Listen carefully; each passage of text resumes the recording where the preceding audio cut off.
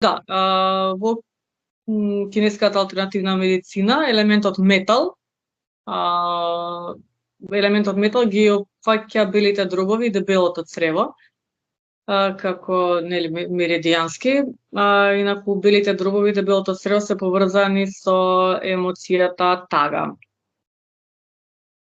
Сега,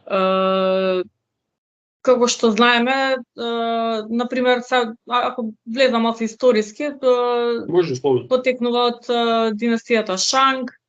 Кинескиот меч се нарекува, познат е како џијан, нарекуван е дури джентелмен, господин меѓу оружјата.